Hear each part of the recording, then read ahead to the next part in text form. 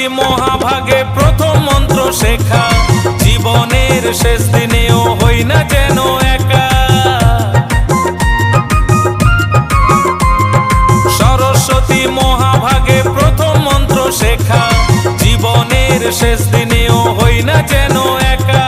কৃষ্ণেন্দুর এই মিনতি রেখো মায়া আমার, কৃষ্ণেন্দুর এই মিনতি রেখো মায়া আমার।